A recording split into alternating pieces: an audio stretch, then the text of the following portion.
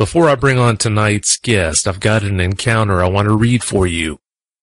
A listener in England submitted this story to me about an encounter she had when she was 6. She was spending the night at a friend of her mom's house, who lived right on the edge of the moors in England. The story reads, and I quote, "I was 6 years old and staying at my mom's friend's house because she was babysitting me. She lives next to the moors. I can't disclose the exact location because I don't have permission to do that, sorry. It was summer and I remember spending the whole day and night at her house.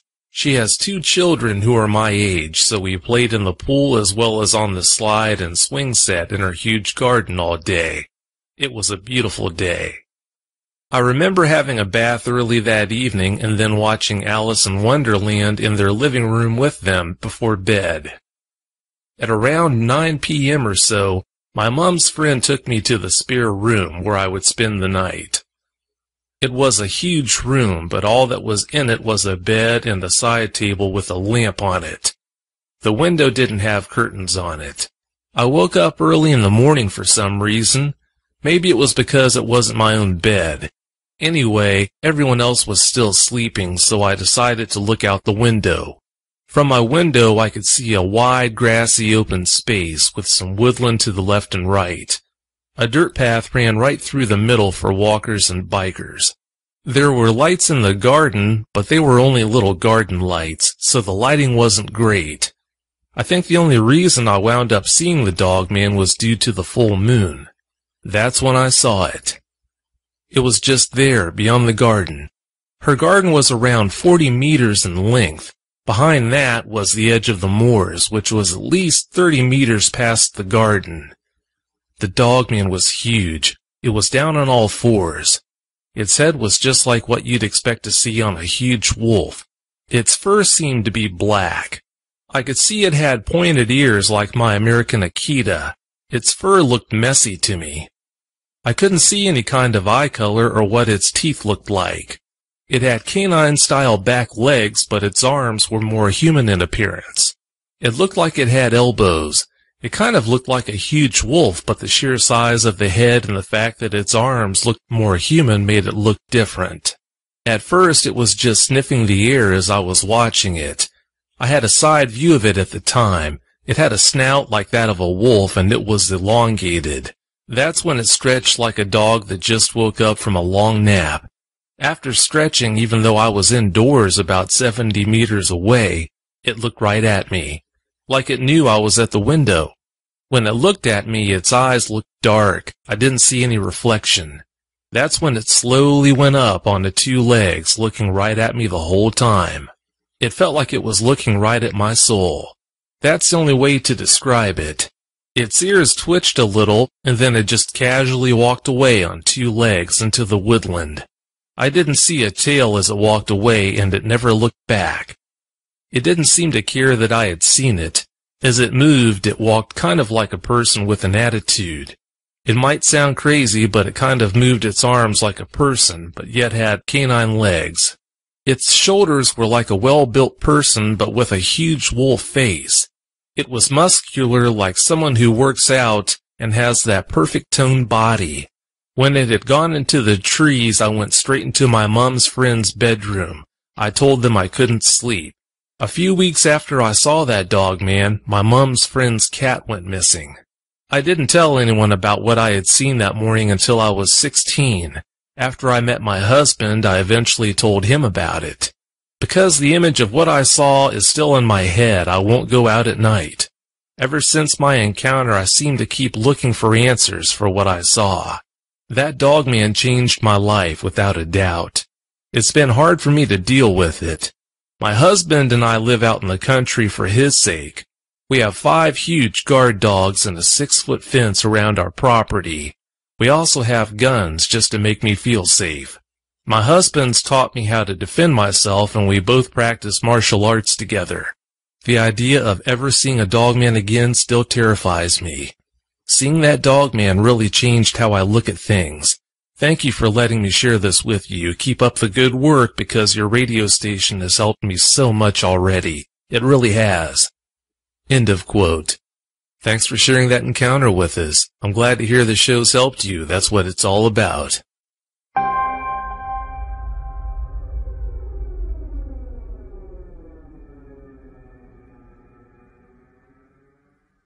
Our guest tonight is Rebecca L. Purdy. Late one night in 2010, while on a camping trip with her family, she had a terrifying dogman encounter that she's here to talk about tonight. Rebecca, welcome to Dogman Encounters Radio. Thanks so much for coming. Thank you for having me. Would you please give us a brief bio on yourself? My name is Rebecca Purdy. I am from Michigan. I have a government job that I work through the court system here in Michigan. I am also prior military, and I am married, and I have 6 kids, and we've only got 3 that are still left at home right now. And that's my day job. I also, as a hobby, I am a writer, and I write teen books. From talking to you in the pre-interview, you made it pretty clear that you're not a stranger to the woods. Please tell us about your experience out there in the woods to help get the point across that you're not the type of person to mistake common wildlife for a dog man. I've grown up in Michigan. I used to hunt a lot with my dad when I was younger. My husband and I, we do a lot of camping with our kids. We do a lot of hiking, fishing, that sort of thing. We do take camping trips up north every year, and we've lived here pretty much our whole lives, other than we both spent a few years in the military as well. So, I mean, we're used to being out in the woods and know the wildlife that lives in Michigan and that kind of thing. So, I mean, we know there's bears, wolves, coyotes, deer, that kind of thing. So we're really aware of the woods. I know you want to stay to a certain degree anonymous, but can you give us a vague idea how far you live from where this encounter took place? Well, we live in the Lower Peninsula in western Michigan, and it's probably a good 5 or 6 hour drive up to the place that we do go camping every year. So it is quite a ways up there, but my husband is originally from the Upper Peninsula, so he is pretty familiar with the area up there. Now, I know that this encounter, without telling us what actually happened, I know this encounter happened close to a ghost town named Fayette. Could you tell us about that? Yeah, Fayette is actually a historic town up there. It's a lot of ruins that they have over in this town, and you can go over and visit them. And then there's like a long path that will lead you back over to where the actual campsites and stuff are. So the town is separated from the actual campsites themselves. Other than the state park people that come up there to run it during the days, I mean, there's pretty much nothing up there other than ruined buildings and that kind of things where you can actually go through and do tours of the actual town and stuff like that. As if camping next to a ghost town, or I should say more accurately, close to a ghost town, wasn't bad enough. When you described the way that this forest you were camping in when you had your encounter looked, that paints a really scary picture. Tell us about, since we can't see what that forest looked like, do the best you can to paint a picture for us. When you're walking up through the woods, I mean, there's a lot of rocky outcroppings. The trees are kind of like knotted and twisted. They like grow almost like out of the rocks, and they're just, they give you this picture of like a dark fairy tale type picture, like just the way some of these trees are shaped and knotted.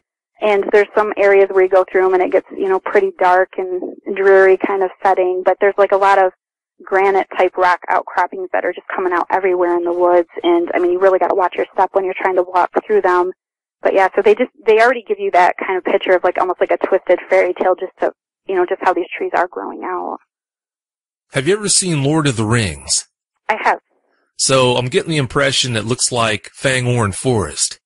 Yes, I mean, exactly. I mean, maybe not quite as thick in some areas, but it's just the way like those trees are just kind of twisted out and stuff.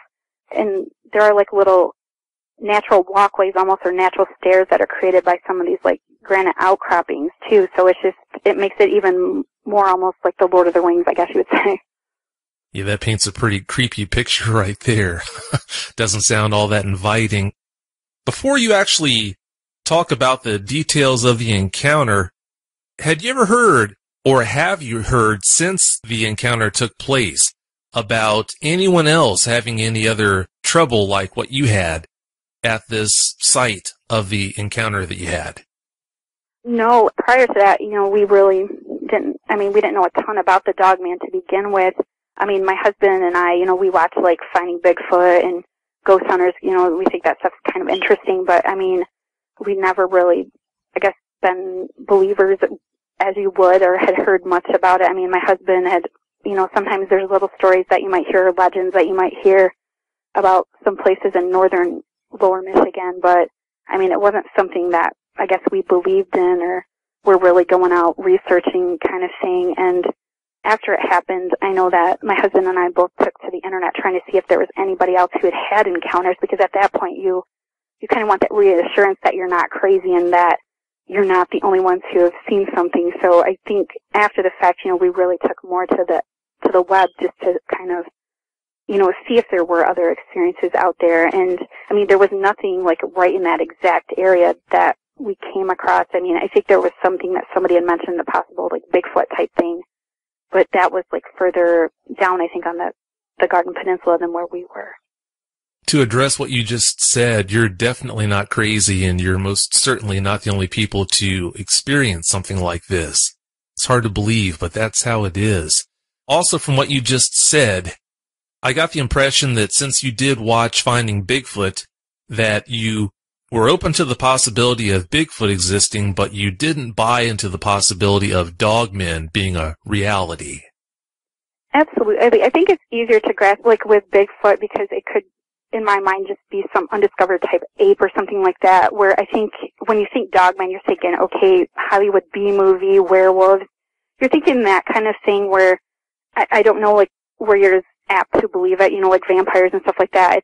It kind of falls in the realm with that, where it's like, yeah, I don't know. I mean, you're more of that mind frame where, like, ghosts and Bigfoot, I think people are a little bit more, easily to latch on to it, even though there's not foolproof, but at least people are getting, like, footprint casts and stuff like that. So it makes it a little bit more believable, and I guess I'd be more, at the time, I think I would have been more open to, somebody saying that existed than Dogman. Well, that wouldn't have made you any more different than most people. It's easier to buy into the whole Bigfoot phenomenon than the Dogman one. I give you that. As far as Dogman versus Bigfoot, I would rather hope that Bigfoot was a reality than Dogman would be when you consider the creep factor. All right, Rebecca, well, please tell us about your encounter. Instead of starting off when you're at the campsite, please tell us about from the moment that you got into the vehicle in the Lower Peninsula where you live, heading up to where you had this encounter. Please start there in your driveway and walk us through step by step what happened to you. Okay. It was the summer of 2010. We were actually taking a trip up to the Upper Peninsula with our younger three kids. We'd been up there quite a bit. Like I said, my husband's originally from the Upper Peninsula, and this was one of those trips where our older kids were now into college, and so we wanted to take our younger three up there because our older kids had already experienced pretty much everything up there. So it was just one of those things where we kind of wanted to show them everything that was up there. So my husband likes to leave really, really early in the morning, so it was dark 30 in the morning because he wants to miss all the traffic going up to the bridge. And every year or two when we go up, we stop at a place called Seashell City, so everybody can kind of get like little souvenirs and stuff before we actually get up across the bridge and stuff. So we did that, and then we stayed overnight. That first night, we were just over the bridge I'm trying to think of the name of the park that we stayed at, but it was, I believe, Straits Campground. It's like right across from the bridge, and you can actually see the bridge from there. So we started off our trip just staying right there. And then we kind of looped around like the whole Upper Peninsula. I mean, we went to like the Porcupine Mountains, Oswald's Bear Ranch.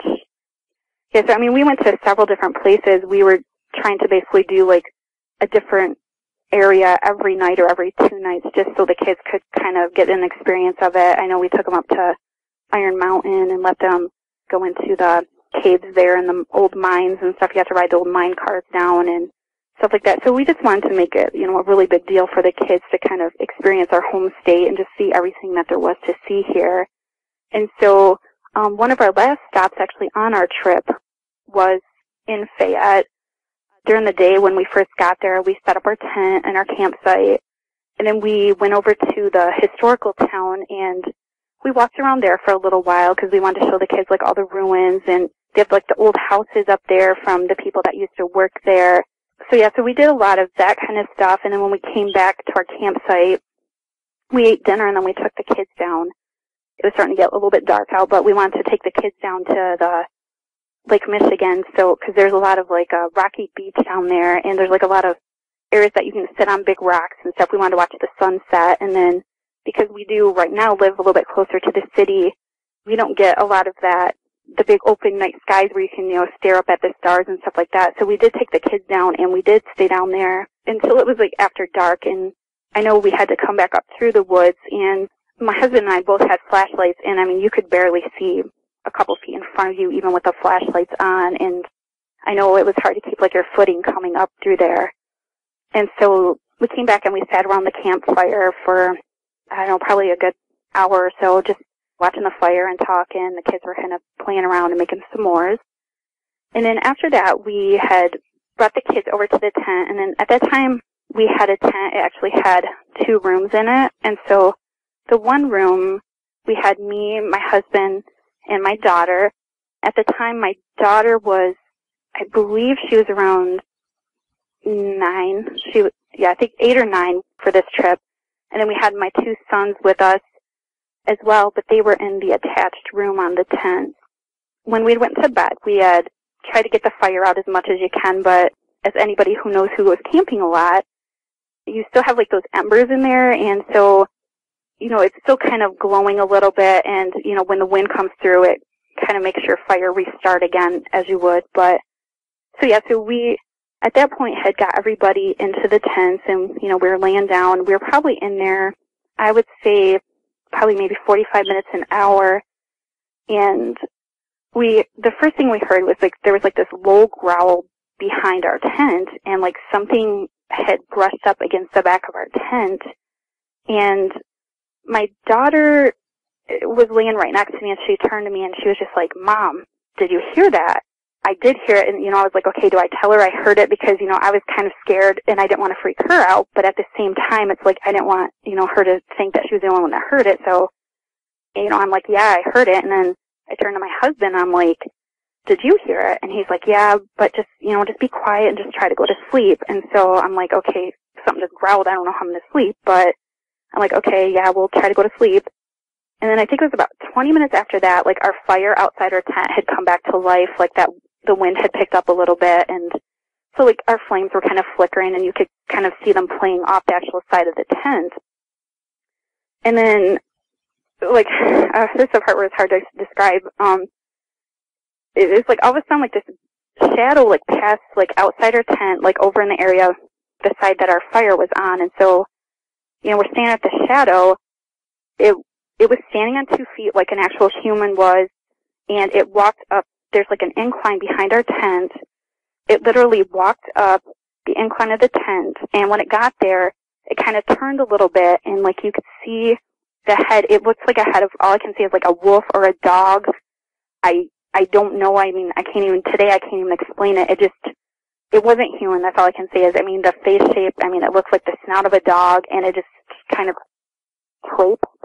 traipsed as you would, like, up the incline. And my first thought, was, I was like, oh my gosh, what the heck is that? And my daughter, like, grabbed my shoulder, and she jerked me back, and she's like, Mom, did you see that? Did you see that? And I was like, my first thought was, okay, maybe my husband's messing with me. And I don't know, how I could even think that, because looking back, my husband is seriously laying right next to me.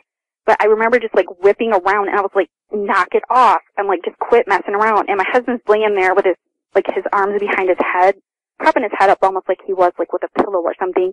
And he's like, I'm laying right here. And I was like, did you see that? Did you see that? He's like, yes, I saw that. I don't know what the hell it was. And he's like, just be quiet. Just be quiet. And so at that point, we're laying there, and it walked just like right to our campsite, and, then it was gone. And in your head, you're trying to come up with like every logical explanation for it. We've lived in Michigan our whole lives. We've been out in the woods a lot. We know what coyotes or wolves look like. And I would have defaulted to, yeah, it was probably just a coyote, because I know they have a lot of them up there for the fact, but there's just the fact that it was walking on two legs. Dogs and wolves, coyotes, they walk on four legs. And, and then you start thinking, maybe this was somebody in a mask. But if you've been in the woods in the Upper Peninsula, you know how dark it is. You cannot maneuver these woods without a flashlight. And whatever this was did not have a flashlight. And I don't see why somebody would go out in the woods in a mask in the middle of the night. They wouldn't be able to see to walk. I don't know. To this day, like I said, we've gone back up to the same campsite every year since then, and we've never had another encounter. We've never heard anything else like this. We've even went as far as buying trap cameras because we wanted to, it's like as scared as we were that night and not being able to sleep and going out and looking for footprints or just anything to say, oh, look, there really was something here. We went out to buy these trap cameras in hopes that, not that we want to have another encounter, but if we did, we want answers to know what it was out there. And so that's kind of been our drive, I think, why we go back up there every year is because it's like you want validation that there was something there, that you're not crazy. And, I know what we saw. I can't explain it. And, we've been on, websites after the fact trying to figure out, has anybody else had experiences up in this area? And so it's just one of those things where, I think I want to know, what it was. Looking back, the only explanation or anything that even came close to the description of what we saw through that tent was the dog man. And, for a while, you don't want to tell people it, but then I did do a blog post, like I said earlier in our pre-interview, and it was more as just to kind of have some validation to see if, anybody else had experiences. So I thought, if I post something, maybe somebody else will come back and say, hey, look, I had an experience too. But it's at the same time, it's you don't want people to think you're crazy, but you know what you saw.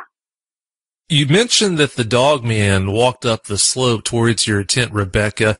I'm getting the impression that when it did that, it was close enough to touch the wall. It was pretty close. I don't know, feet-wise, because my daughter was on one side of me and my husband was on the other. So, but it was close enough to cast a decent-sized shadow. So, I know the first time when we first heard it behind the tent, it did brush. You could hear it brush right up against the side of the tent. And then the second time when it came around, it was a few feet further out from the tent. If it was that close to the tent and it was backlit by that campfire, I take it you had a good chance to take a look at its legs as well, didn't you? Yeah, there was no clothing. That's why, your first thought is it's human, but then when you see that there's not a human face there, it's not built quite like because nobody's going to walk around naked in the middle of the night, or at least most people I know aren't going to do that. So it didn't make sense to me. When you looked at its legs and you mentioned the whole man-looking thing, I take it its legs looked more man-like and not like a canine with that backwards knee look. Well, it had a little bit of a slouch to it, but like I said, with the shadow play, you're trying to get, but my focus was mainly on its head because it was so just beyond belief, I guess. So my main focus, like I said, was on the head and just the fact that it kind of slunk, I guess is the word you would use, up that hill, just the way it came up. It wasn't bent all the way over. It was on two legs, and like I said, but my main focus was mainly on the head just because of the snout on it. There's just something so creepy about that idea, that mental image. I'm just sitting here thinking about what it must have been like and what must have been going through your mind when you saw that shadow on your tent wall. I can't even imagine. I know there've got to be some Hollywood producers taking notes right now, getting ideas about making some kind of a movie on this, because that's just straight out of a nightmare.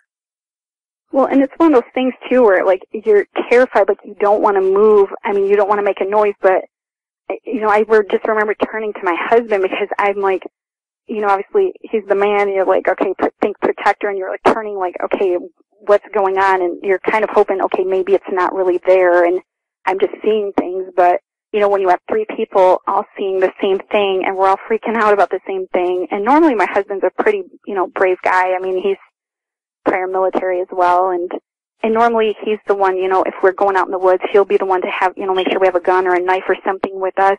And that particular night, I mean, we didn't have anything in the tent because looking back now, he's even said, you know, I almost wish we would have unzipped that, just the window, just so we could look out. He goes, but I didn't dare, not knowing what it was and not having any way to defend yourself if it happened to, like, not like you looking at it, you know what I mean? So you, in hindsight, you think of, okay, maybe we should have did this different or this different, but at the time it's like you're so shocked and scared that, I mean, the only thing running through your mind is, oh my gosh, I hope this thing leaves, don't come in the tent. I mean, those are your two thoughts right there.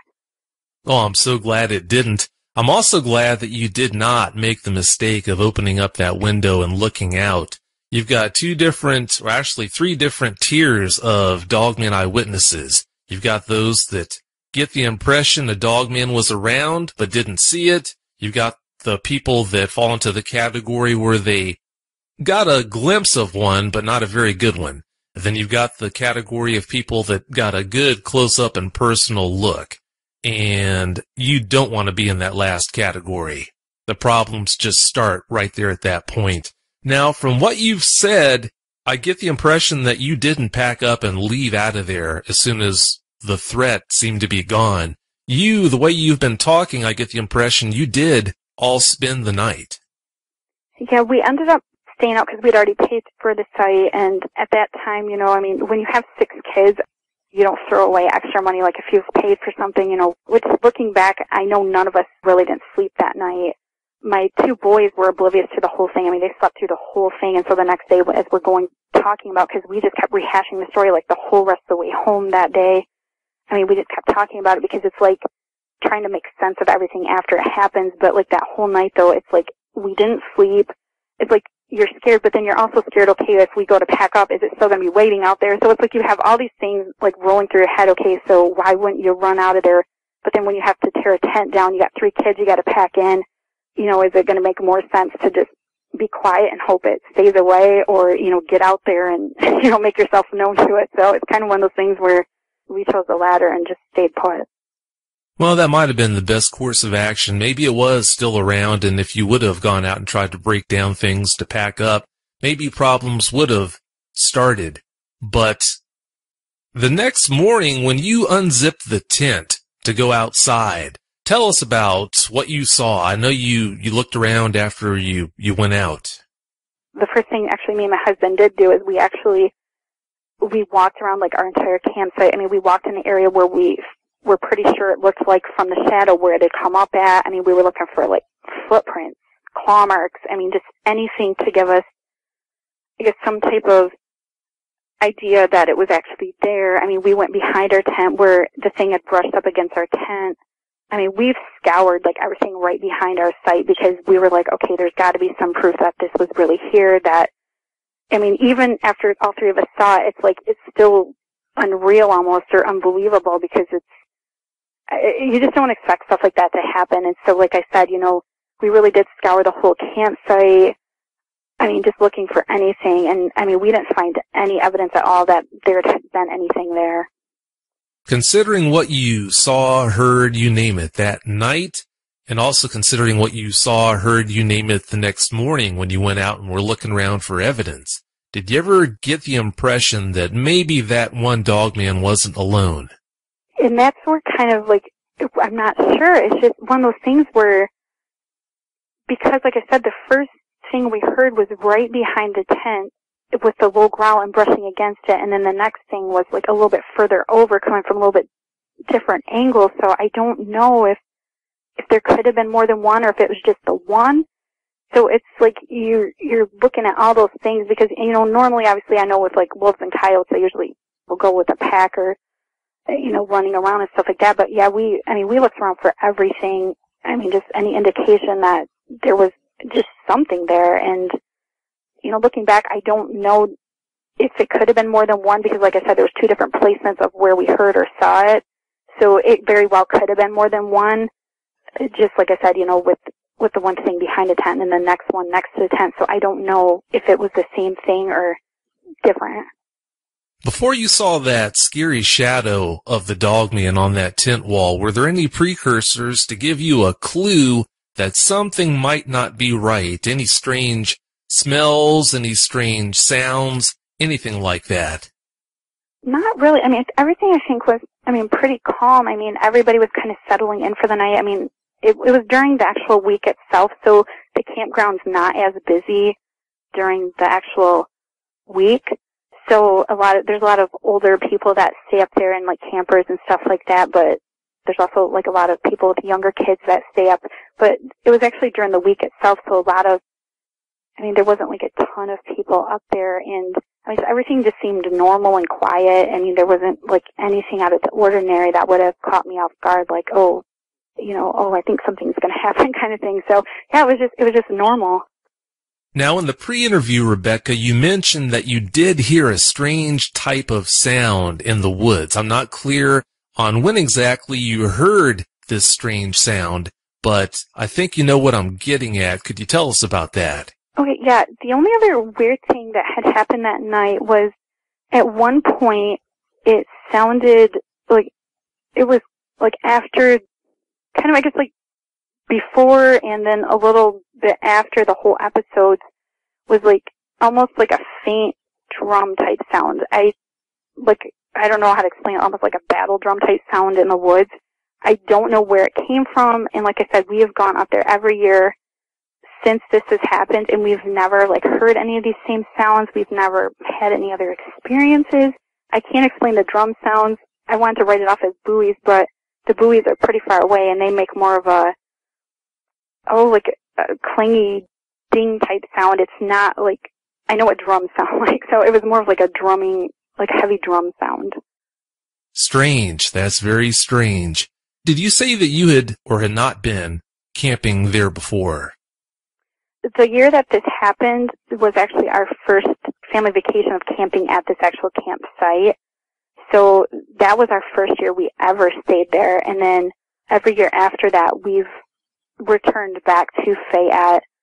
There's like something about the place. I mean, we really like the campgrounds themselves, but it's also too is I think we still kind of want just a validation of what we saw up there. And like I said, after all this had happened, the next summer my husband had purchased trap cameras, and we put them out every year behind our campsite because we always pick a campsite against the woods because it's like we want to know what we saw up there, and we have not had any other encounters. We have not seen anything else the same. We've not heard anything else like we did that night.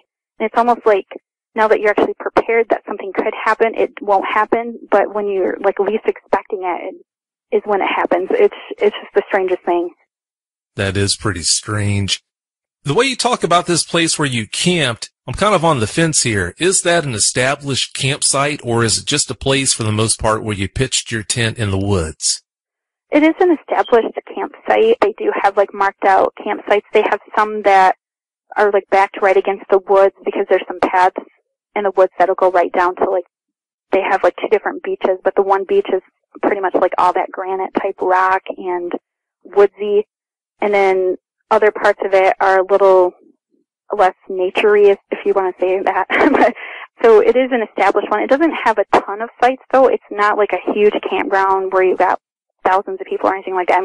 It's a relatively small campground itself, and they don't have showers or anything like that up there. It's the outhouse type toilets and stuff like that. So you can hook your camper up to like just the water and electric, but you don't have like dump stations or anything like that up there. It's more of a rustic type setting. I see. Well, not including family members, who was the first person you or whoever else in the family told about that encounter? Okay, let's see. You mean who else we would have told about it? That's right. I know you talked about it at length in the vehicle coming home, but after you left that campsite, who was the first person that any of you told about that encounter, and what was their reaction to it? I think probably the first person I told was probably my sister, just because I'm really close with her. She was just kind of blown away by it, and then I told a couple of my coworkers just because I'm really good friends with them, and then I told like just a couple people in my writers group about it, But, I mean, it was just one of those things where, like, I mean, definitely wasn't telling everybody about it yet. Not until the point where after me and my husband did a bunch of research trying to figure out, okay, what could this have been? Has anybody else seen anything even semi-close to what we've seen up in this area? Then at that point is when I did go on my blog and mention it. It was one of those things where it's like you don't want to sound crazy, but you want validation. You want somebody else to say, yeah, I've had an encounter or I've experienced something similar to that. Because it's like, on the one hand, you don't want to sound crazy and you don't want people, pointing fingers like, oh my gosh, that's really weird. But then on the second hand, you're looking at it and you're thinking, I want to share this experience with other people because what if somebody else had an experience or what if somebody else is going through the same thing of should I share this story? Should I not share this story? Are people going to think I'm crazy? So I think, I was looking at it more from that perspective where my husband, I think, has been a lot more closed mouth about it because he doesn't want people to think he's crazy. He did reach out to one person who I believe, I can't even remember her name now, who does some types of researches and stories on them and he had talked to her briefly. I think he just had more questions of, do you know if anybody else has had any sightings up in this particular area? Because I think she makes it her business kind of to study up on these kind of things. And so he kind of reached out to her just as okay, I don't want to share this with everybody, but I'd like to know, has anybody else had these experiences?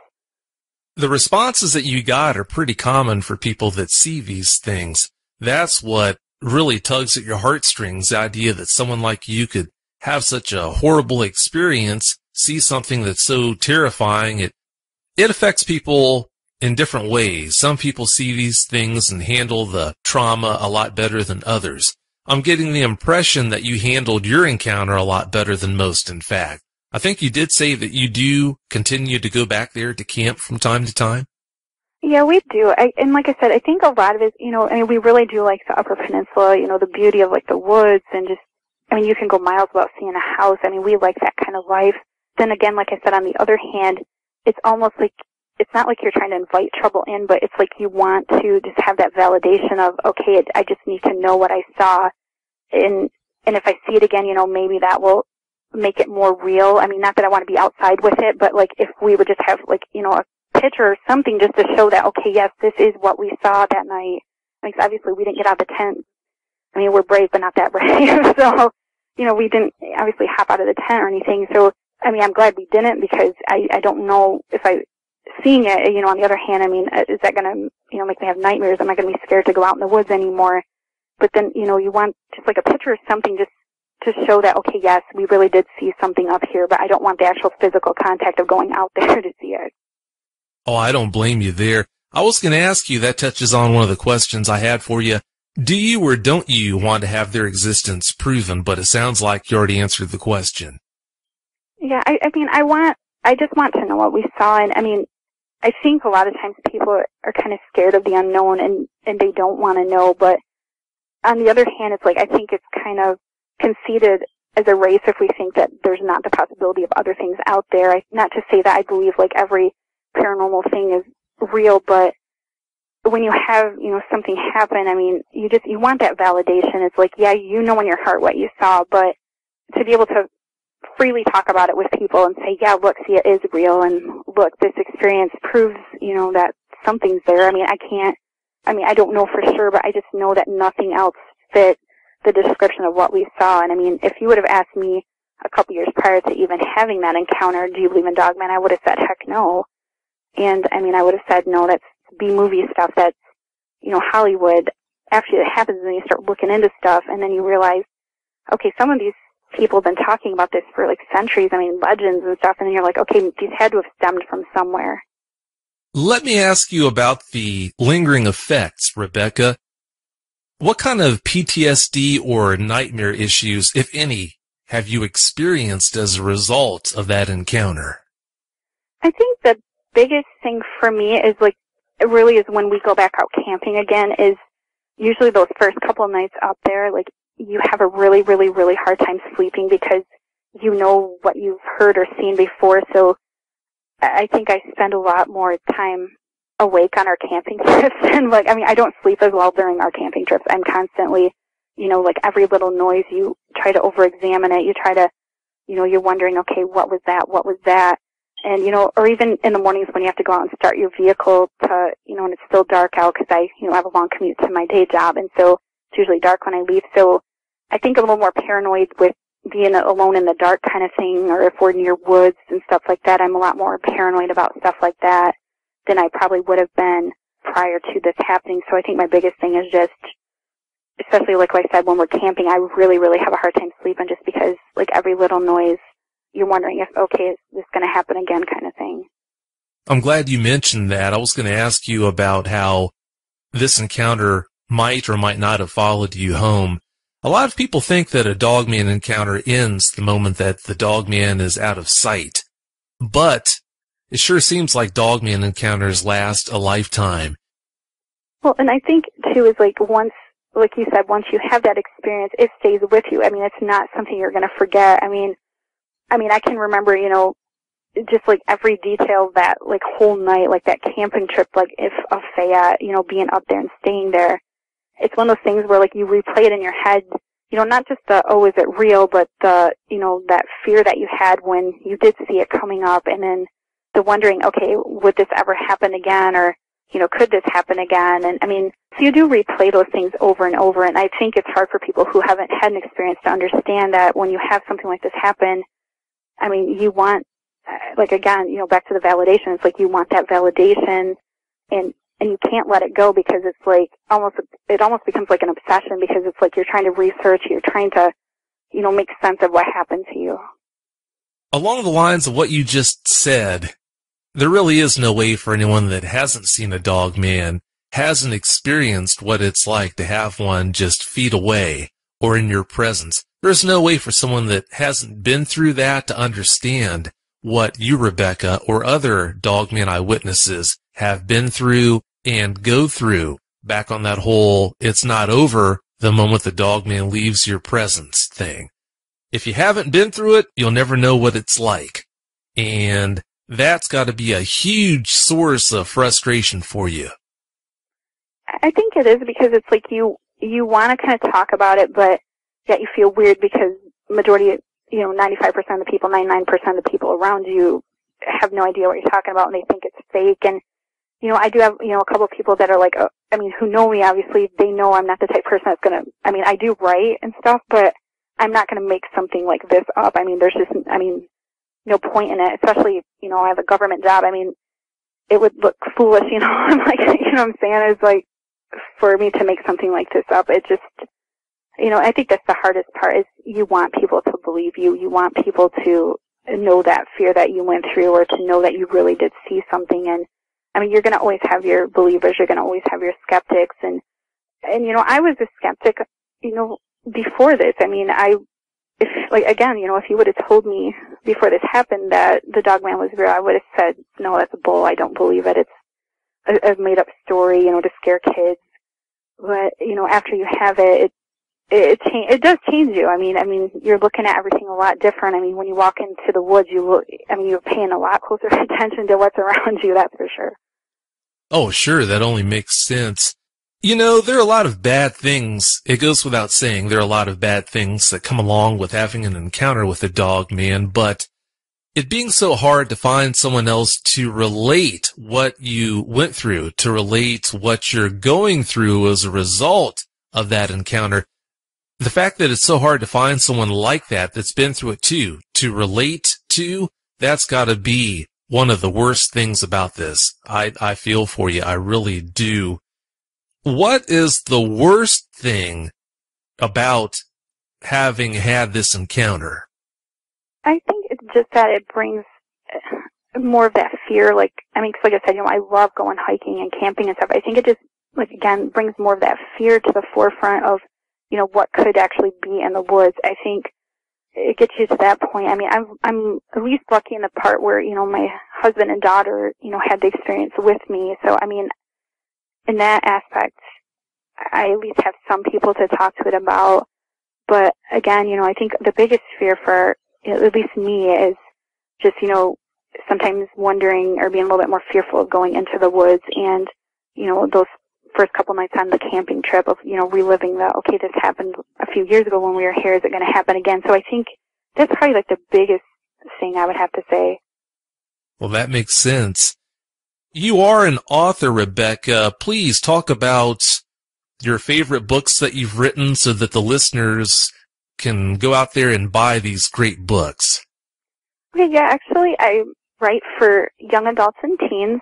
I love, like, fantasy type stuff, so I do write a lot of, like, fantasy, paranormal type books, but my most recent release, which I'm really proud of, it actually takes place in Michigan. It's a book I wrote as a teen, actually, but I wrote it as a short story, and then it got published this last year, and I've had pretty good success with it, but it's entitled The Winter People, and it's about a girl named Salome, and she falls through the ice as a child, but she's actually lured out on the ice by this voice in the woods, and after she falls through it, she's rescued by some beings, and these beings kind of bring her to safety, but they warn her to stay out of the woods and away from this pond, or bad things will happen. And so she gets this fear of winter, and I mean, it's to the point where she can't be out in winter, and she's just petrified of it. And she basically stays away from these woods, and then when she's a teen, she ends up being forced back into the woods, and now she's trying to deal with trying to figure out what's actually out in the woods, and, you know, trying to prove that she's not crazy, that cause she does still hear voices out in the woods that nobody else can hear. So it's just about her journey of trying to figure out what's actually out there and whether or not she should trust the people that are around her, because she's got some new people around her that have just kind of started showing up, and it all kind of stems back to the fact of what had happened to her when she was younger and the people that are out there. So yeah, it's a fun book, and I really like writing and stuff like that, making stories up. But yeah, fantasy stuff is probably my crutch. So it sounds like a good read.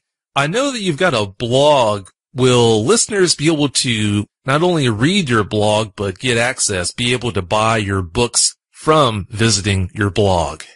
Yeah, we have all my links are run along the side of my blog with all my books. Like I said, I do write the fantasy stuff, the paranormal stuff. I do have some just regular romance stuff out there too. But yeah, so I just like the fantasy stuff though. So. Oh, I don't blame you. That's my favorite genre to read. Please tell us how to find your blog. Google my name at Rebecca L. Purdy. Usually it'll pop my blog right up for you. And then I'm also on Facebook and on Twitter. So I'm pretty much all over social media. Do you have any comments, closing points you'd like to share with us? I think my big thing is just that I know there are a lot of non-believers out there, and, you know, I know until you have something happen to you that it is really hard to fathom, and, you know, I would just hope that they would at least listen to people who have had these experiences and, you know, and just not write them off as crazy to begin with, and people that have had the experiences. I know it's hard to come forward with them, but I think it's kind of a benefit too, because at the same time you can, you know, kind of reach out to other people who've also had similar experiences, which, you know, that's my main reason for agreeing to the interview today, is just, you know, I want to share my story. I want other people to know that they're not alone, and that, I mean, it doesn't matter who you are. I mean, anybody can have an experience. Very well said, Rebecca. Very well said. I can't thank you enough for agreeing to come on the show tonight and share your story. Thanks again so much. Yeah, thank you for having me. Oh, you're more than welcome. I really do appreciate it. Don't be a stranger, okay? All right, thank you. Oh, thank you. Have a great night. Yep, you too. Thanks. Bye. Before I bring on tonight's guest, I've got another encounter I want to read for you that came in. The encounter reads, and I quote, "Hi, Vic. I had an encounter back in the late 1990s. I'm currently 21 and am from Lecter County, Kentucky. I currently live in Montgomery County, Kentucky, though. Where I live now is all farmland with no wooded areas, but back home it's heavily forested. Where I currently live, it's also much more populated. Before my encounter, basically I knew nothing of these types of creatures. I'd only seen one of the old Howling films on VHS from a video rental store, thanks to my sister, whom is much older than me. I haven't told many people about what happened. I've only told some of my family, my close friends, and my girlfriend, whom I've been with for 4 years now. The only people that ended up believing me or paying any attention to me was my grandmother, who I was staying with at the time of the encounter, my Uncle David, which was my grandmother's brother, and my girlfriend. My mother and I moved to Montgomery County in 1999. My granny still lived back home, though, so I would go visit her almost every weekend because I was so used to seeing her, and her rules were much less strict than my mother's were. I was able to stay up all night if I wanted. Sci-fi and horror movies could be watched there too. My granny lived down a long gravel road back in a holler in an old blue mobile home. Her trailer was located about 100 yards from an abandoned mine. My Uncle David lived about 5 miles away up on the side of a mountain just above my granny's church. At the time, I was obsessed with toy guns and playing war. I often built forts in the woods and acted like I was in the movie Predator. Xenomorphs and the Predator were the scariest things I knew of until my encounter. I knew they only existed in movies, though.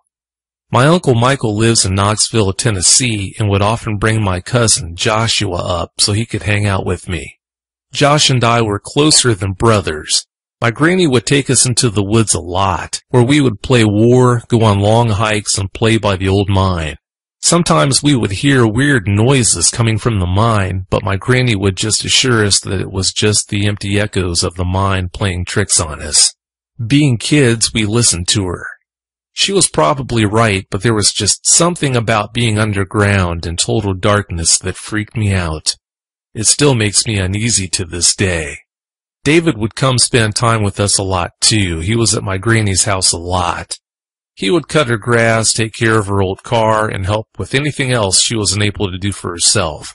He would always tell me never to go into or around the woods alone. It could have just been him making sure nothing happened to me, but it was the way he'd say it, all serious-like, that made me nervous. It was like he knew something I didn't. I guess I'll get on with my encounter now.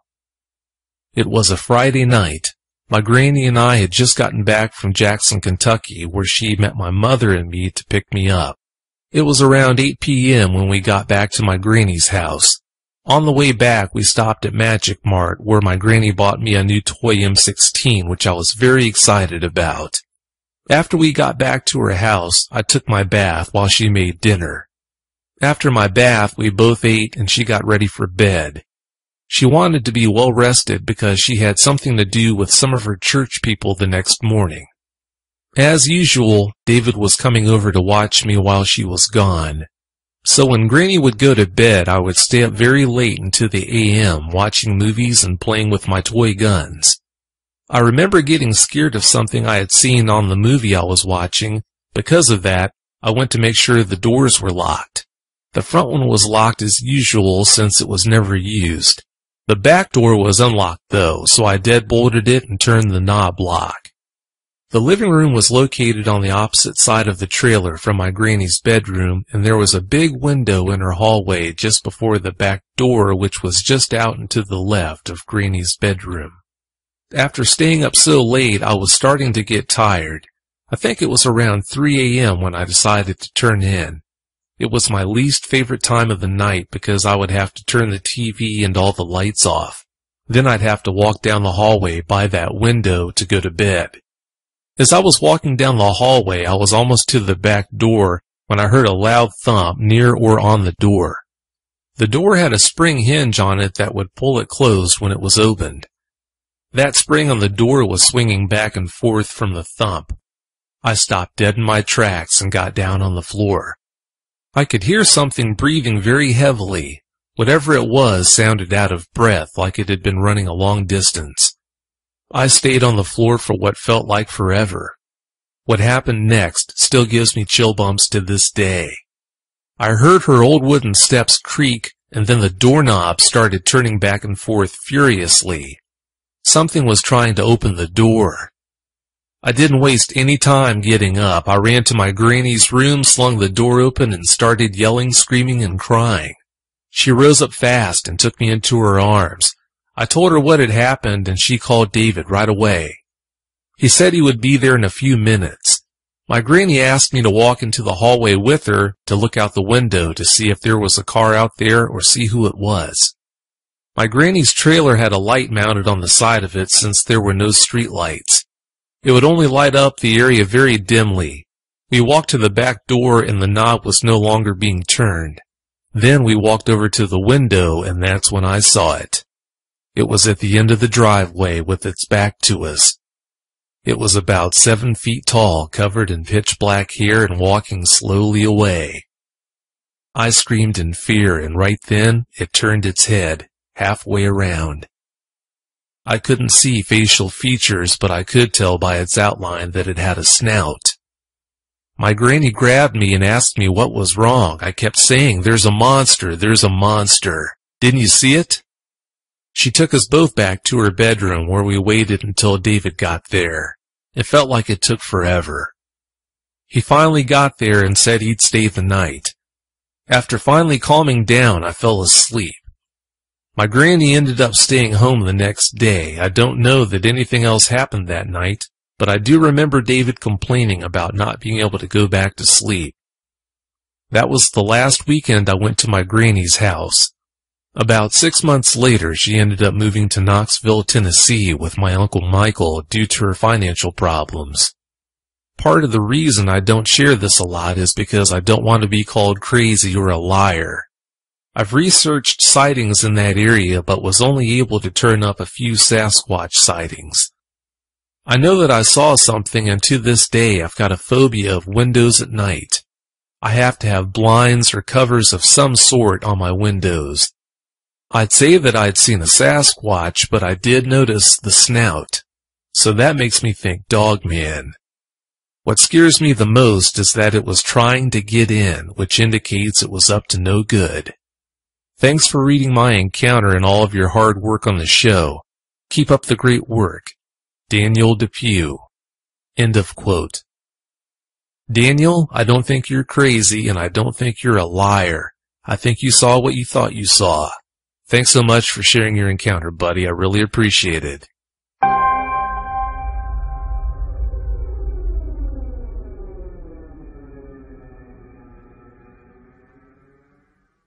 Our guest tonight is Corrine Mandira.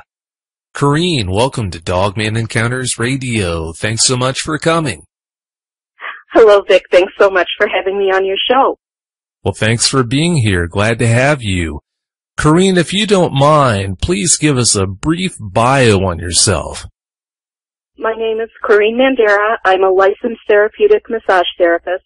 I have certifications in cancer massage, myofascial release, an advanced form of it, many other certifications, including lymphatic drainage, proprioceptive neuromuscular facilitation, deep tissue, trigger therapy, neuromuscular therapy, a lot of different certifications. I work on a diverse range of clients and patients, and I've been doing this for a number of years. I have logged over 10,500 documented hours of massages performed. And later this year, I will be going into teaching. I'll become an instructor. I've lived in England also for a brief time, for just a couple of years. My mother was actually British. She was from Liverpool, England, born and raised there. So I've lived around this country. I've lived in England, and I really love being near woods. And in my adult life, I try to be as close to woods as I can. I had a dog that was my companion dog for many, many years, for almost 12 years, and we used to range out into state park and state natural areas, and we'd go out and spend an entire day roaming around. I've always loved nature and have always been an observer of what's natural, the animals and the plants, and more so animals, because I love animals. So I pay a lot of attention to them. I fed them. I've watched them, watched their antics. They all have personalities. I read a lot. I'm a very big reader. And I love science, so I'm always reading about animals and science and medicine and technology, things like that. So I try to be as educated as I can about the outdoors. My friends think I'm just this repository of knowledge about animals because I love them and I've watched them so much. It was not unusual for my dog, Sirius, and I to go out in the morning, pack a little bag and go out in the morning and just go all day long, just walk around and just hike around and see things in places where there were not even trails. So I've done this for years. Anytime I can, I live close to woods, close to a state park, close to an area where I can observe animals and see what's around me. I'm very much in tune with nature. To start things off, as far as the Dogman topic goes here, Corrine, Your grandfather apparently had a dogman encounter that's actually one of the first things that we talked about when I met you online. If you don't mind, please tell us all about that, everything that you know about what seemingly happened to him, even though I know he didn't share all that much in the way of information about that encounter. It was probably what he didn't tell us that made it such an interesting thing to me, because all my life I've been interested in. Years ago we called it werewolves. Now we know most of us are referring to these beings as dogmen. But from a child, I remember he was very strange around anything that pertained to werewolves, and had an incident that happened to him in his native Sicily.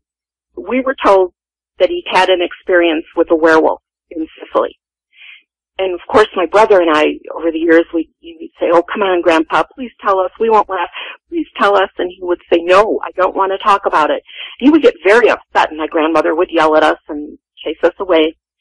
I remember being a little girl, and my parents and I had gone, and I think it was around this time of year, because my father's birthday was February 5th, yesterday. And we had gone to their house in Chicago, and to their apartment, and we were taking them to dinner. We were going to dinner at Luigi's in Chicago. This was this old restaurant that was a wonderful Italian place. So we picked them up from the apartment. We were walking down the street, and this had to be, oh my gosh, it had to be late 50s, no later than 1960. 1966 in my mind. I don't remember exactly when it was, but it was in that kind of a time frame. It was evening, it was dark, and we were walking down the street to the car. And as we were walking past a house, a dog howled, very mournful, long howl. And my grandfather just froze. He was just paralyzed. He couldn't move. He looked absolutely terror-stricken. And I could see, because it was cold, I could see his breath in the air, that he was like panting, like he was absolutely terrified. I was just a child, but children pick up on things like that. They pick up on whether something is wrong or not, or something is not right. And I did, and I was just looking at him because I'd never seen him like this. This was really unusual. And my father went up next to him and got him by the arm and said, he used to call him Sir Pete. His name was Peter for Pietro. And he'd say, "Sir Pete, I'm right here. I've got you. It's just a dog. He's probably lonely."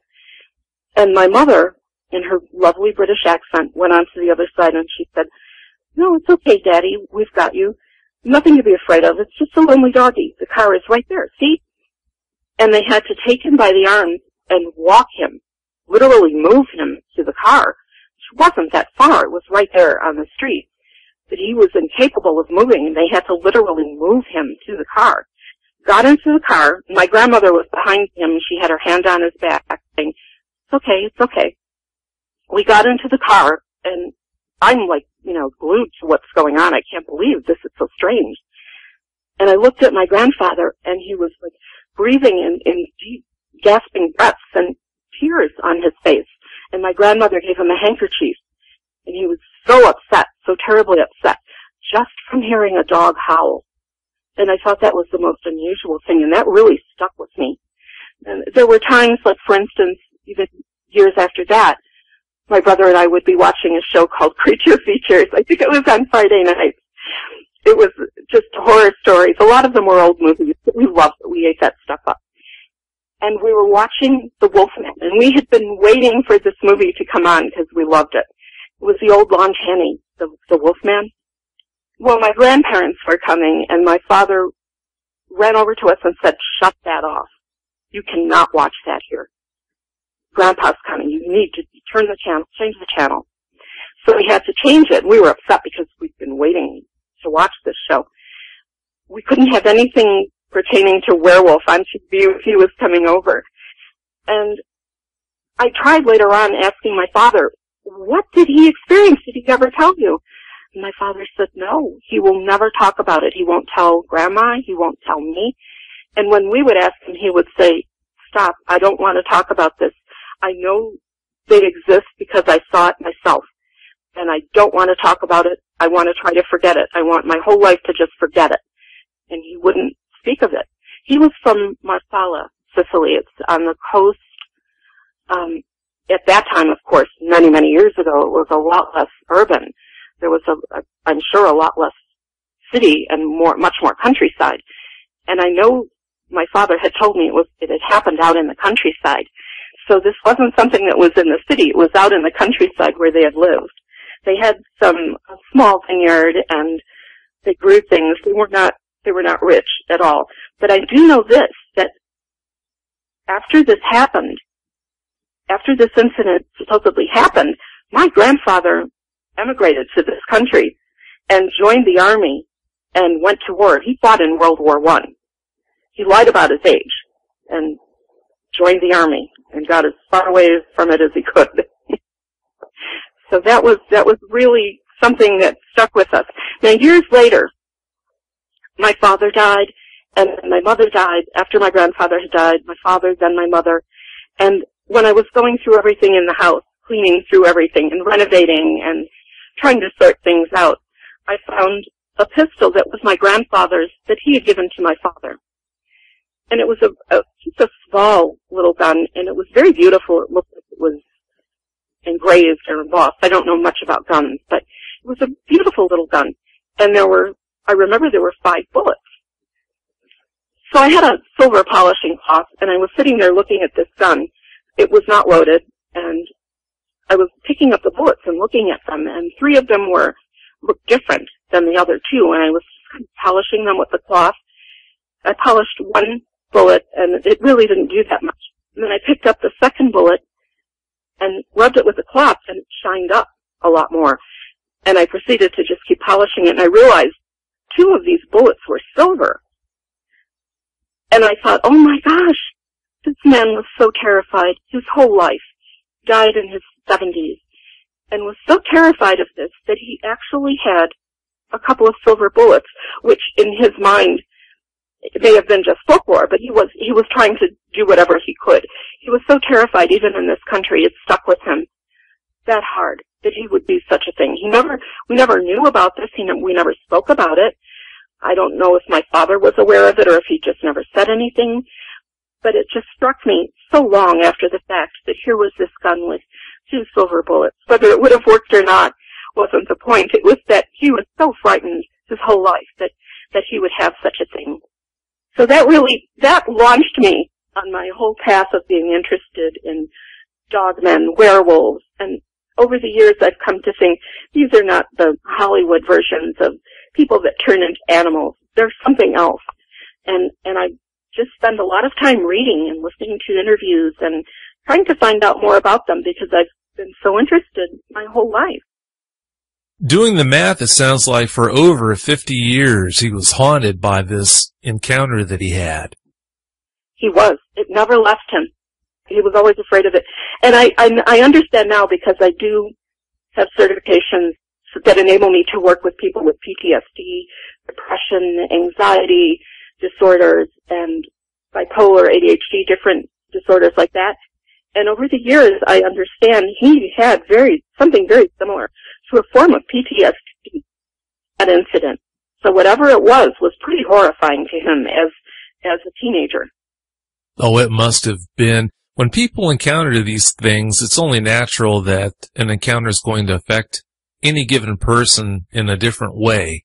But it sure sounds like it really hit him hard. I feel so bad. The fact that he had to live through that fear for over 50 years is just absolutely horrible. You have a lot of information to talk about here tonight, Corrine. I want to move forward on to the next topic that I wanted to talk about, which would be there is a female dog breeder that was in, I believe you said, West Virginia that had an incident one night. Could you talk about that? Yes, I know about this because my late husband was from West Virginia, from Matoka, West Virginia. He and his family lived up in the hills. They called it Matoka Mountain, but it was just a higher elevation up in the hills. And there were homes up in this very rugged territory that were just terraced into these higher elevations. These were not rich people. These were very simple people that lived very simple lives. They were not high tech. They just wanted to be out in this beautiful country. And that's what mattered to them, living in this beautiful, beautiful setting. So we were married because he was a soldier. He had just finished combat training. This was July of 1967. He was being shipped out to Vietnam. So we had a month leave, and we got married in Virginia, and we were in West, both very young. I was in my teens. I was very young. And we were at his parents' house for over a month. While we were there, it was an awakening to me because I was raised in Chicago. I had never seen anything like this. This was rural Appalachia. There were some really strange things that would happen in the woods there, and I'm sure any place like that in the country, they have stories. You know, people that live in mountains, they're close to nature, they see a lot of things. Something had happened that, they were telling me stories about things that happened on the mountain, and there was a woman who was a dog breeder, and she was renowned for her beautiful hound dogs, and she bred them, raised them, trained them, and sold them. They were big dogs. They weren't small dogs like beagles. They were big dogs. I don't know what kind of dogs they were, but they were larger hound dogs. And she was very much an outdoors woman, would leave and just go off trekking through the mountain and hunt. And these people hunt as part of their food. It wasn't just hunting just for sport. They ate what they killed. So being an animal lover, it settled a little bit more easily with me. So she had evidently taken these dogs out. She took several dogs and went out hunting by herself. And what had happened, that the story I was told, was that the dogs took off and left. They just ran off and left. So she was going along and they didn't come back. She thought, well, that's it. She needed these dogs for coon hunting and whatever hunting she was doing. So she just went back home because they never came back. Well, the next day, one dog came back, and it was terrified, absolutely terrified. These were tough dogs. I mean, these were dogs that lived outside, and they were just very tough dogs. And this dog was uncharacteristically terrified and was cowering and hiding under the porch.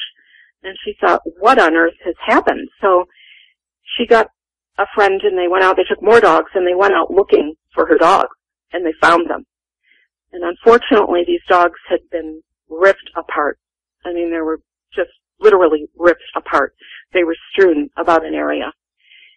I don't know that that something had eaten them. I was just told that they were ripped apart.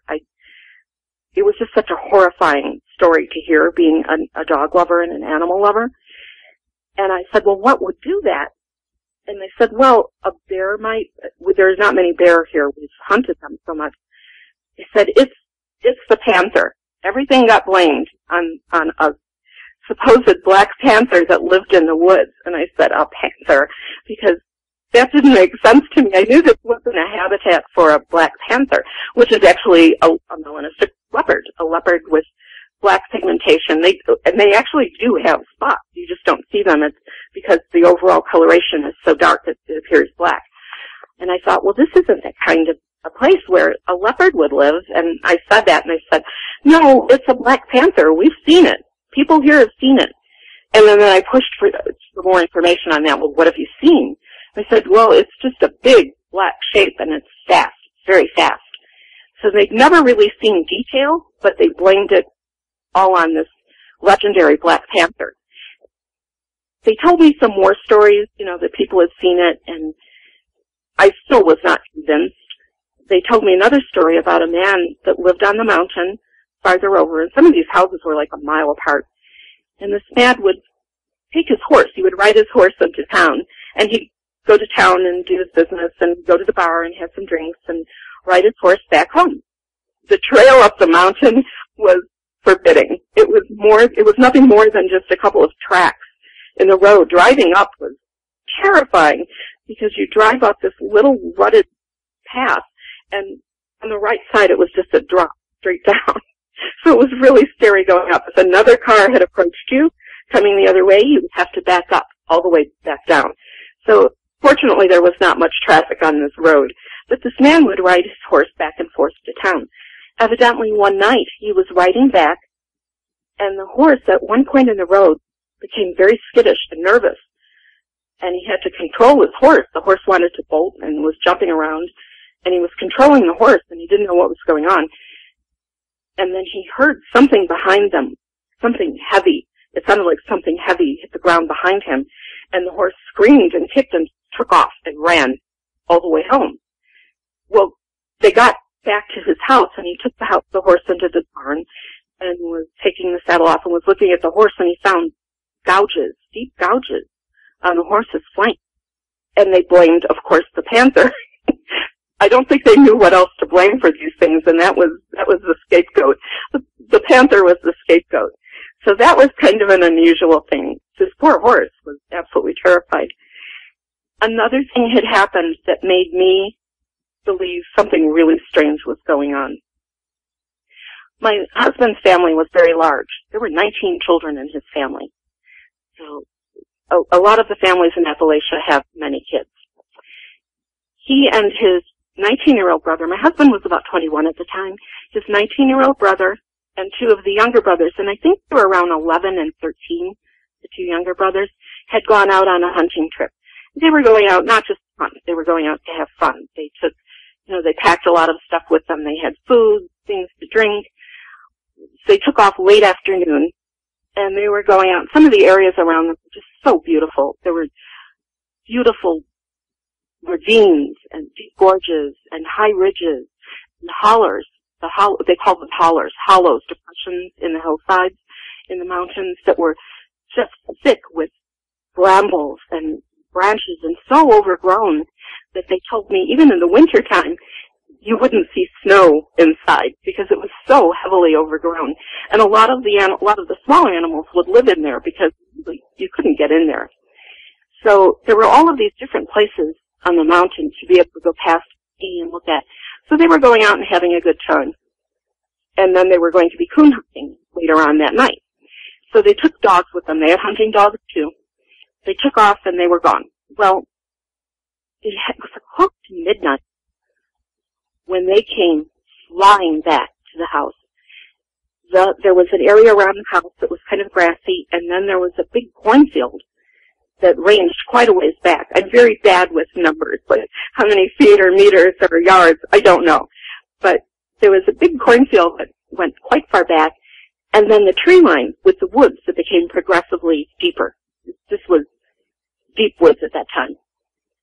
They'd come tearing across this cornfield, flew into the house, and were shaking like leaves. Even my husband, who had just finished combat training and was about to go to Vietnam, and had lived in this area and hunted in this area his whole life. They were very familiar with these backwoods. These were backwoods people. They knew that area. They were terrified. They were shaking, and my husband and his brothers, his older brother, his 19-year-old brother asked for whiskey, and they drank a shot of whiskey each, and they had tears in their eyes. They were really shaken up. So the rest of us were, what happened? They thought, did somebody get shot? What happened out there? And he told us that they were out having fun. They were just enjoying themselves. It got darker. They started hunting with the dogs. Thought the dogs had treated coon a few times, but lost it. And then at one point later on in that night, the dogs started acting a little strange. They were sniffing the air and he said they were crisscrossing back and forth and sniffing the air, just rapidly pacing back and forth. And then they just took off. They were gone. They didn't hear them again, didn't see them again. They were gone. So they continued on their way, continued walking back toward home.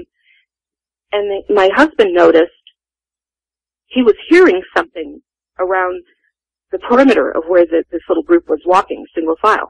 He was hearing something. He said he would hear it to the right, and then he would hear it in back of them. He would hear it to the left and then in front. And he knew that meant something was circling them. But he couldn't figure out what it might be. Deer would certainly not do that because they were very afraid of people in the woods making noise with guns. They would flee as far as they could. He thought, this isn't a deer, and he said it almost sounded like a heavier footfall than a deer might be. So he got everybody in close, and he told his brother, I think something's circling us. Seeing my husband's reaction, his brother was immediately on guard. So they just continued walking. They said, well, we're not going to run. I guess running breakneck through the woods like that would get you killed. You'd run into something. It's a trail that they used. So they just quickly started walking, and he said it picked up its pace, whatever it was. It flanked them and then circled them. It just was going around them. And then at one point, they heard something heavy hit the ground in back of one of the kids at the end of the line. And this kid screamed, and they turned around. His brother turned around with the big spotlights, big flashlights that they had, and there was nothing there. And they kept shining these lights around. And when they'd hear a footfall, they'd shine the light in that direction, but they never saw anything.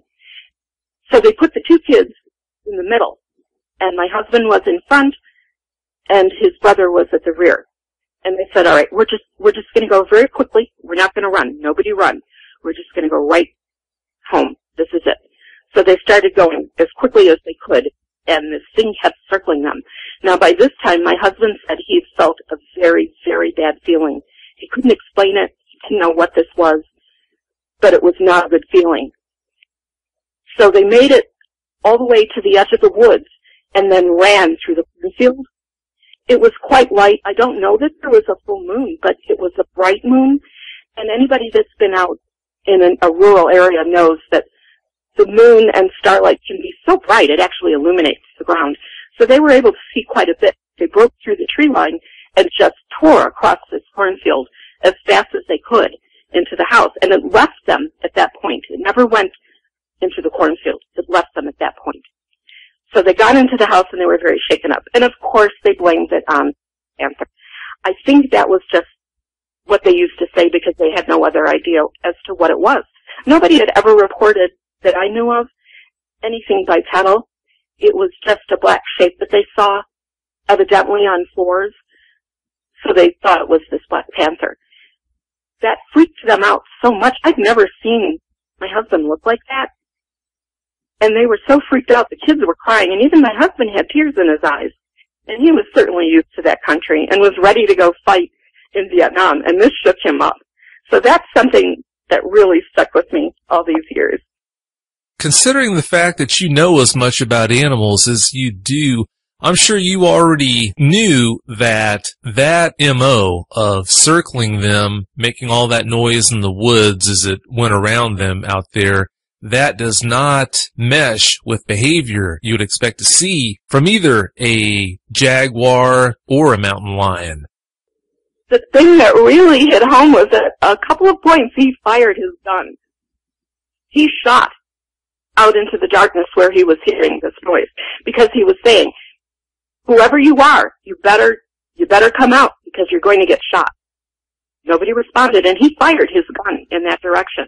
Any animal would have taken off at that point, I'm pretty sure. So I just thought that was so strange.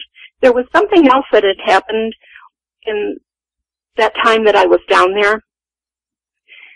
At night, one night, everybody was sleeping, and I heard just this huge roar, some kind of noise that I heard from out in the woods. And I thought it was really strange because it was so loud.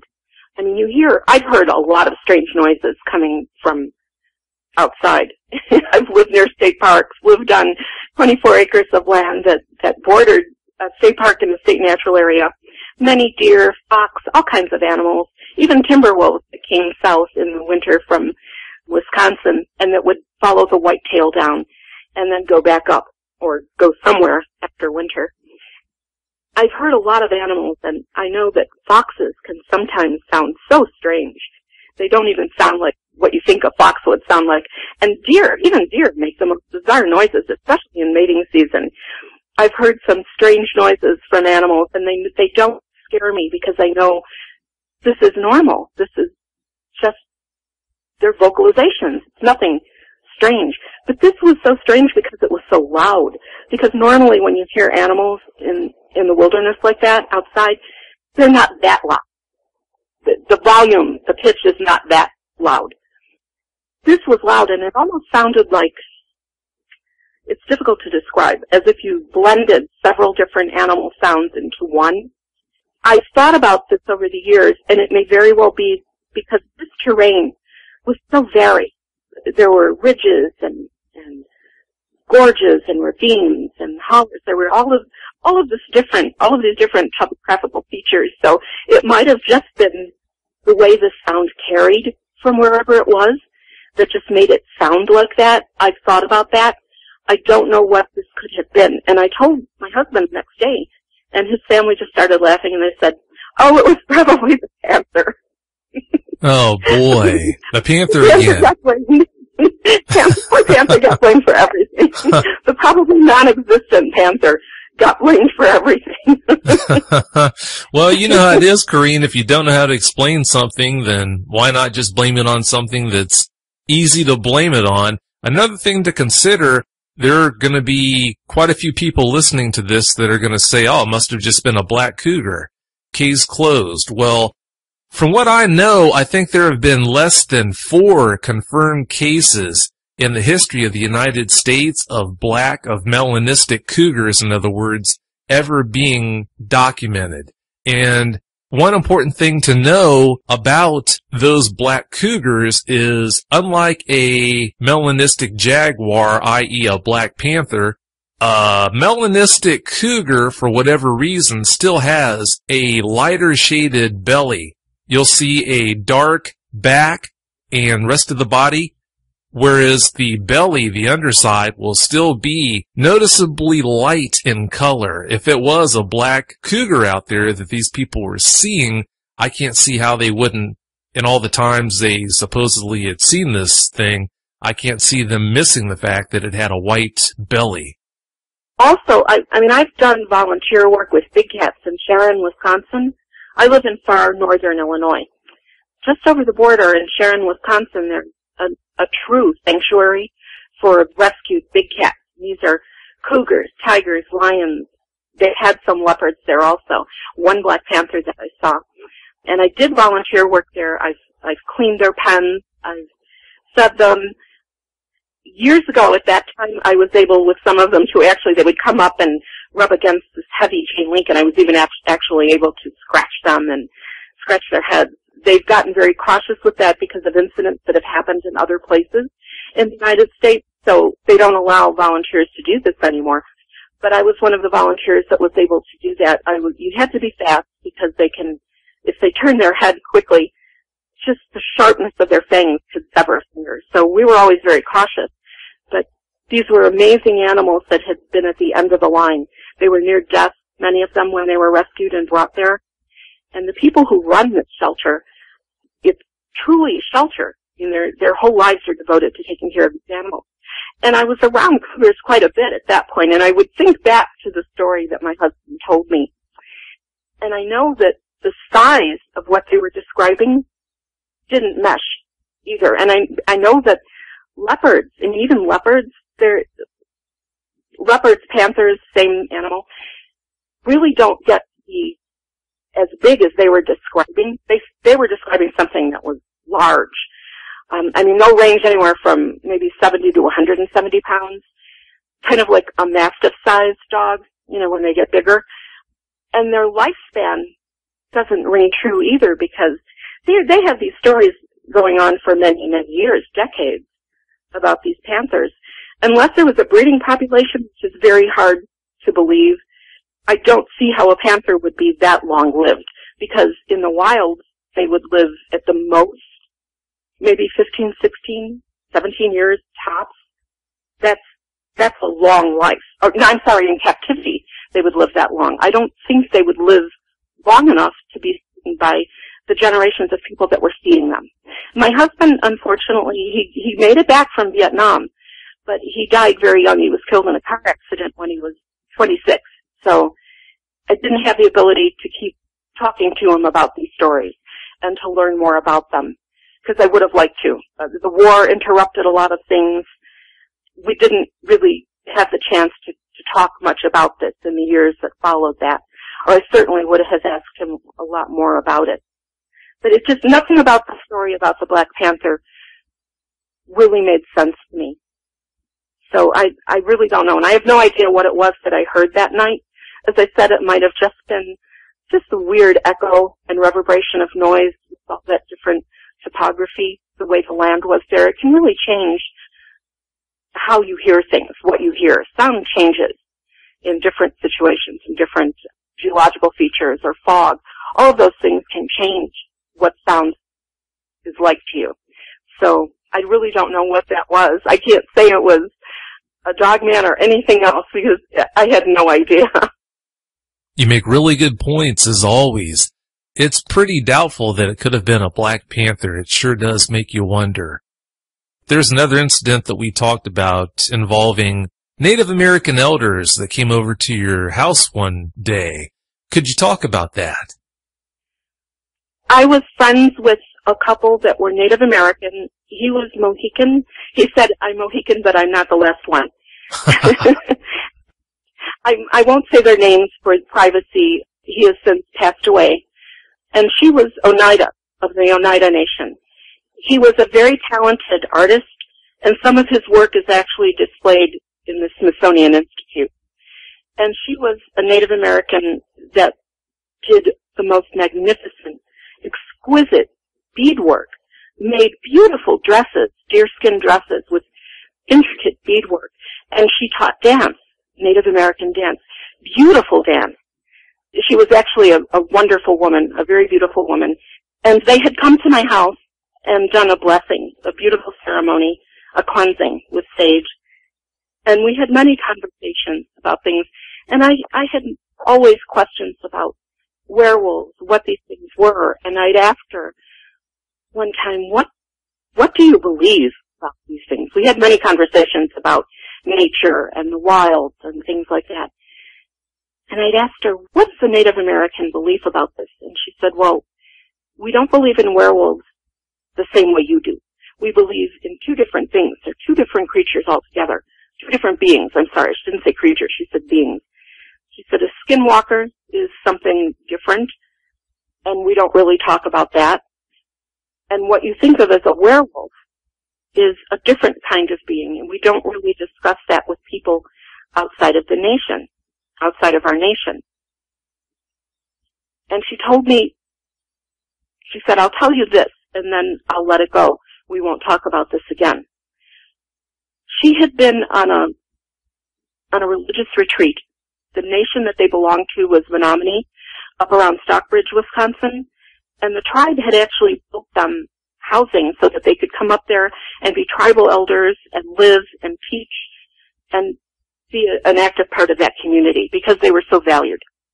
They had a lot of information, a lot of knowledge. So she had gone up on sort of a religious retreat, and there was a medicine woman, somebody who was very, very skilled and knowledgeable. They don't talk about those things very much, so she didn't really elaborate. She said that they were going into the woods.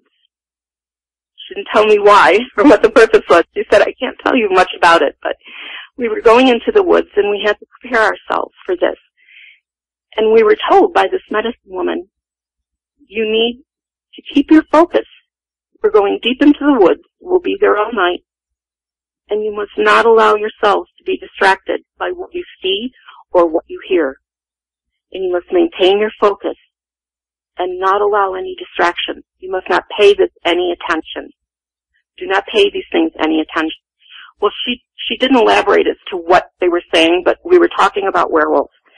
And she was explaining to me this experience, so I understood this is what she meant. She said they went out into the woods, and they did. They maintained their focus, the preparation they had done to bring them to that point so that they could do so in any situation, and just went about their business and paid no attention to what was around them. And I said to her, did you see or hear these werewolf things around you? And she just kind of shrugged and didn't say any more. So I understood, because she had told me they can't really talk about them, that this is what she was speaking of. And I didn't press her for more information. It was a gift that she gave me that much. But I understood what she was saying. This was in deep woods. She said they had gone out into some very deep woods. And it was just the women alone going out on this some type of ceremony that they were doing, some type of religious quest or ceremony or something that they were doing. And it took preparation before they went. So whatever was out there, whatever they encountered, was trying to distract them and was something that they had to prepare themselves in order to be able to deal with and to maintain their composure and to maintain their focus. So that leaves me wondering. I always thought about that too. Oh, sure. It would make anyone wonder what they saw, heard, experienced that night. Sounds like a really good night to stay the heck out of the woods, huh? But they do have, their belief was that these things did exist. I knew that. Well, that's interesting. Well, Corrine, let's wrap this show up. Do you have any closing comments you'd like to share with us? Only that with all the things that I've learned and listened to about dogmen, I'm not so comfortable about being out alone in the woods anymore. I still enjoy them. I still love the woods, but I would never go in search of something like this. I don't believe these are things that are people that turn into wolves. I don't think that makes any sense. There's nothing about that has any credibility to me. Not knowing what they are, I think we need to give them a wide berth. Certainly learn more about them. But I really enjoy the efforts that you are making, Vic, in trying to get more experiences out there for people to hear and to try to understand more about these things. Thank you so much for letting me come on your show and tell my stories. Oh, thank you so much for being here. I'm glad you are. I really do appreciate it. Well, thanks for the good words again. Don't be a stranger, okay? Absolutely not. Thanks so much, Vic. Oh, I appreciate it. Thank you. Well, have a great night. You too. Thank you. Bye-bye.